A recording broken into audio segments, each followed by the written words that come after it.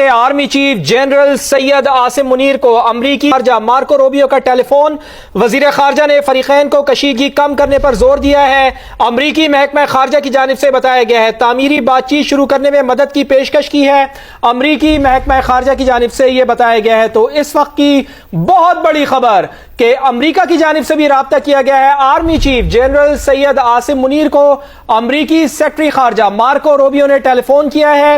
وزیر خارجہ نے فریقین کو کشیدگی کم کرنے پر زور دیا ہے۔